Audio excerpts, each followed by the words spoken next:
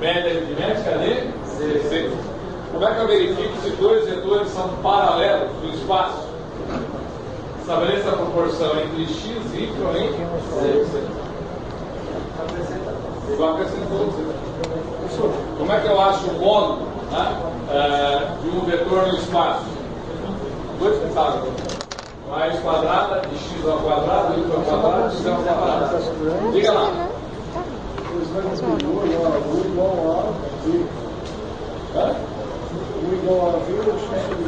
É isso igual a AB. Na verdade, ele está mostrando que são proporcionais. Né? A relação que existe entre os dois, quando você tem proporcionalidade, é uma relação linear. Toda relação linear produz vetores paralelos. É no real. Se eu pegar o vetor U e medir pelo vetor V, dá quem? Dá o vetor A. Qual é a razão de proporção? Então, essa aí foi a aula 3. Aula 4. Vejam agora a importância da aula 4. Ministrando a aula, as pessoas não dão peso, porque não conhecem da aula. Veja no prosseguimento do curso, significou o produto escalar e o produto vetorial. Na aula 4, na 5, 6, 7, nós usamos direto o produto escalar e o produto vetorial. Como é que a gente calcula o produto escalar? Primeiro, é lembrar que esse pontinho você lê escalar, e o A escalar B é o módulo de A, multiplicado pelo módulo de B, multiplicado pelo cosseno interno. Não me confunda o cosseno com o seno. Seno é produto vetorial. Cosseno é produto escalar. Olha. Mostramos que a gente pode também achar, né, o produto escalar quando os vetores são conhecidos da forma algébrica. Na forma algébrica, como é que eu faço o produto escalar? É a soma dos produtos das abscências, das ordenadas e das cotas. Multiplica x por x, y por y, z por z e soma. Isso é o produto escalar. O produto escalar de dois vetores é o número. E o produto vetorial é? O produto vetorial é um vetor. Bem, essencialmente é isso. Como é que você acha o ângulo entre dois vetores? É a aplicação de produto escalar. Uma forma do produto escalar. Isola o valor do cosseno. Você tem exatamente a formulazinha do ângulo entre dois vetores. Vou lembrar que nesse caso, esse θ aqui pode ser um ângulo qualquer entre 0 e 180. Quando a gente estudou lá, que é o que a gente vai mostrar, o produto, o ângulo entre duas hélices, a gente considerou como uma convenção que o ângulo que a gente achou é sempre o ângulo agudo, o ângulo entre 0 e 90. Por esse motivo, a gente colocou um módulo aqui assim, para garantir que o cosseno era um valor entre um valor positivo, consequentemente o valor entre 0 e 90. Bom, aqui no ângulo entre dois vetores pode ser um ângulo obtuso também. Tá? Basta que o cosseno dê um valor negativo, o cosseno é negativo, entre 90 e 180 graus. Produto escalar na física, o exemplo que nós temos foi o cálculo do trabalho de uma força constante. Produto vetorial. O vetorial a gente representa por esse x. Então, vetor U, vetorial V. Como é que você calcula o U, vetorial V? Se os vetores forem dados pelos termos de números, basta resolver esse determinante. Cuidado com o determinante. Aqui é sempre JK. Quem vem em seguida? As coordenadas de U. Quem vem em seguida? As coordenadas de V. Se a empregada colocar lá V vetorial U, primeiro eu represento o V, depois eu represento o U. Então, não sei se você teve isso, né? As propriedades determinantes. Se num determinante você inverter duas linhas paralelas, o determinante troca de sinal. Então, se você fizer U vetorial V e depois fazer V vetorial U, você vê que os vetores têm sentidos contrários. Eles são multiplicados por menos 1. Por exemplo, esse vetor, esse produto, o vetorial dele é o 4i menos 2j menos 4k. Se eu pedir para você, faça V vetorial 1 menos 4i mais 2j mais 4k. É só inverter o sentido. Detalhes extremamente importantes, né? Produto vetorial. Então, se for dados os dois vetores, e o ângulo entre eles. Como é que eu calculo o módulo? Módulo de A vezes módulo de B vezes o centro de θ. Qual é a direção do vetor resultante do produto vetorial? A direção sempre é a direção da perpendicular ao plano formado pelos vetores. Como é que eu determino o sentido do vetor? Determinar o sentido do vetor é usar a regra da mão direita. Bota um vetor aqui, outro vetor aqui e ver qual é o sentido. Se esse é U e esse é V, se for de U para V, é para cima. Se for de V para U, que trava, né? Se você inverter aqui, vai fazer um movimento. Então o sentido é para baixo. Utiliza-se a regra da mão direita. E aí mostramos o torque, né, uma aplicação do produto vetorial. Mas essa foi a aula 4. Será que cai produto vetorial e produto escalar?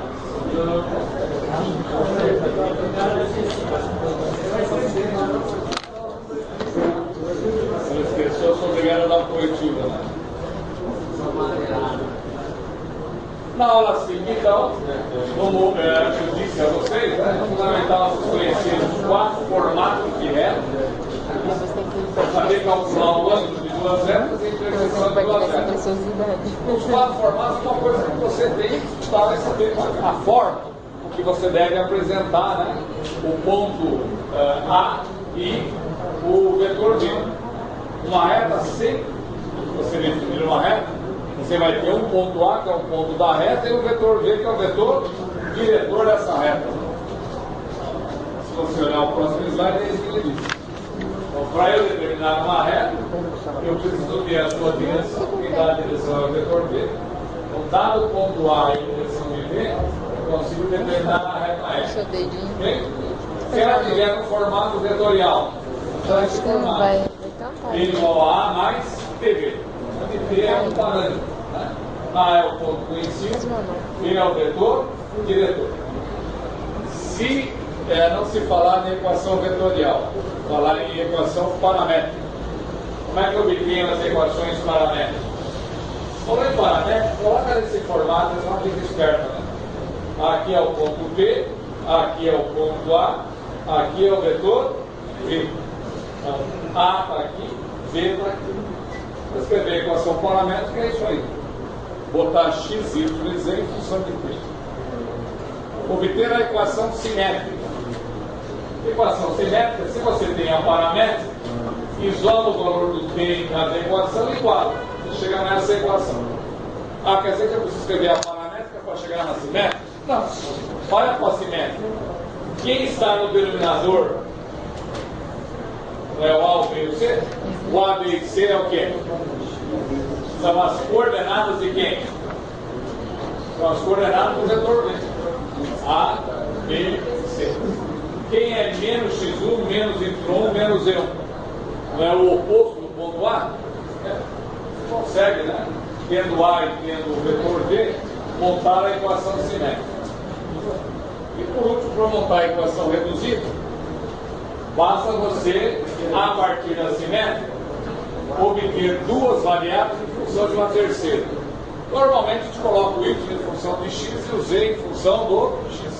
Então você iguala esses dois, tem y em função de x. Iguala esses dois, você tem z em função de x. Diga. Mas na prova você vai pedir para a gente fazer gráficos também? Não sei, qual que faz a empregada possível vai cair. Essa regra, né? O contrato de trabalho está escrito isso. Prova é departamento dela. Ela faz a prova, eu aplico e ela corrige. Esse é o nosso esquema. Tá bom?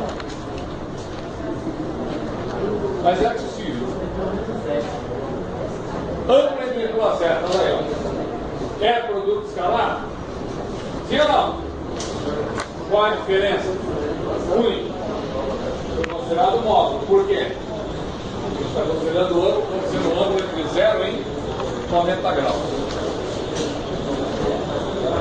Como é que eu acho a interseção de duas séries? Basta resolver o sistema formado por essas duas equações. Montou o sisteminha, resolveu, achou o ponto de interseção. E essa foi a aula 5. Aula 6, nós trabalhamos no plano. Trabalhamos na equação geral, a vetorial, ângulo entre dois planos e interseção de dois planos. Como é que é o formato da equação geral do plano? AX mais BY mais CZ mais D igual a 0. Quem é o A, o B e o C? Vamos lá, pessoal. Quem é o A, B e C? A AX geral é justamente as coordenadas do vetor normal. Para você, obviamente, escrever a equação de um plano, você necessita de um ponto e você necessita de um vetor normal. E aqui que entra o produto vetorial. Se você não tiver o vetor normal, lembre-se que o produto vetorial de dois vetores é um vetor normal ao plano formado por esses dois vetores. E foi um exercício que a gente acabou desenvolvendo em sala de aula. Ok? Então, A, B, C são as coordenadas de M. Como é que eu acho o D? Como é que eu acho o D? Esse D você encontra exatamente utilizando o quê? Utilizando o ponto, né, que você tem. Okay? O ponto A, de coordenadas x1, y, z1, se ele pertence ao plano, ele satisfaz a equação do plano. Na hora que você substituir aqui, você acha o valor do.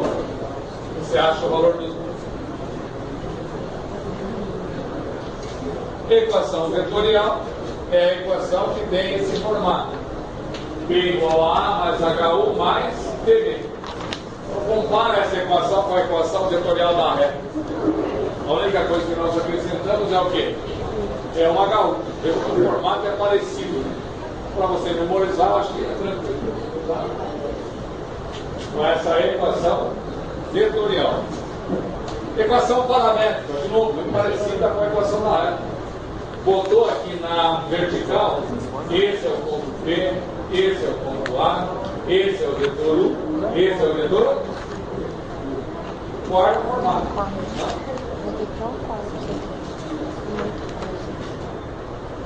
E aí nós mostramos que para vocês desenharem, né, representarem graficamente um plano, a gente sempre representa através de uma área que está contida nesse plano. Então, quando você tem um plano que não é paralelo a nenhum dos eixos, significa que esse plano vai intersectar os três eixos. Como é que eu determino os pontos de interseção? Eu quero interseção com X, mas eu fazer o quê? Zerar o Y e zerar o Z, e acho X. Se eu quero interseção com Y, zero X, zero Z, acho Y. Eu quero interseção com Z, 0x, 0y, acho o valor do Z. Basta ligar, você cria ali uma região triangular que está contida no plano. Dá uma ideia por onde o plano passa. É só uma ideia. Se não tiver a interseção com os três eixos, a gente sempre representa o plano através de um paralelogramo. Um exemplo: 4y mais 2z menos 12 igual a 0. Olha para a equação, está faltando quem? X. Está faltando x. Se está faltando x, é porque esse plano nosso é paralelo a x. Você acha só a interseção com y e interseção com z e desenha o paralelogramo. Se você tiver a equação 2z menos 12 igual a 0, o que está faltando? X e Y. Falta x e falta y. Significa que esse plano é paralelo a x. Paralelo a passando pelo 6, né? Que é a interseção com eixo Z. S, y igual a 3, está faltando o quê? X. Falta x e falta z. significa esse plano é paralelo a XZ. Tá? Paralelo a XZ passando por quem? Passando pelo 3. Lá. X igual a 4, falta quem? Y. Significa que é paralelo a esse plano YZ. Passando por onde? Passando pelo 4 de X. De novo, desenha um paralelogramo, né? Um abraço. Como é que eu determino o ângulo entre dois planos? De novo, produto escalar. O produto escalar, lembrando que é sempre entre um módulo, porque o ângulo é entre 0 e 90. Nesse caso, quais são os vetores que nós utilizamos? Os vetores normais aos planos. O mesmo ângulo entre os planos é o ângulo entre os vetores normais. Como é que eu acho o furo de uma reta no plano? Ou seja, o ponto que é comum a reta e o plano. Basta resolver o sistema formado pela reta e pelo plano. Como é que eu faço isso? Vou substituir o x e o y z aqui. Vai ficar numa equação que depende de t. Achou o valor de t, volta aqui, substitui o t, acha o x e o y. Muito fácil. Mais fácil que a arco-íris.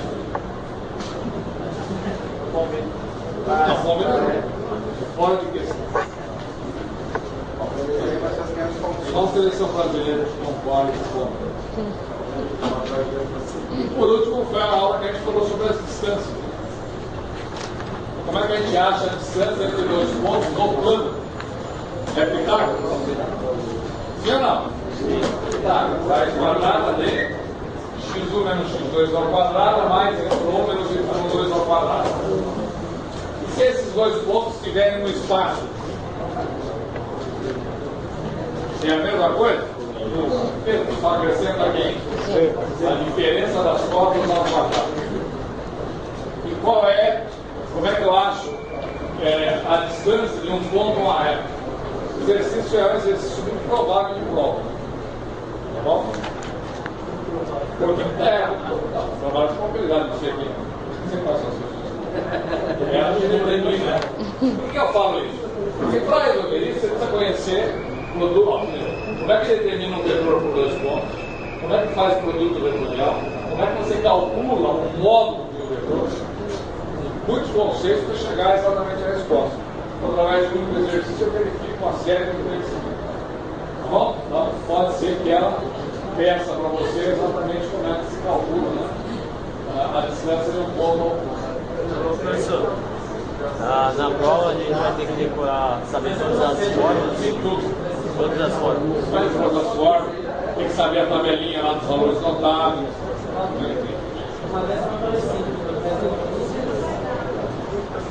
Pode sim. Então, por último, é a distância de um ponto ao plano. Que é apenas essa formulazinha aí. Observando que o numerador é um módulo, né, da equação geral, onde o x0, y0 e z0 são as coordenadas do ponto P0, ponto conhecido, né? E o denominador é a raiz quadrada de quem? É a raiz quadrada de ABC, que é exatamente as coordenadas do vetor normal. Então, na verdade, aqui é o módulo de raiz quadrada de A quadrado mais B quadrado mais C quadrado. Acabou. Então é isso. Dúvidas?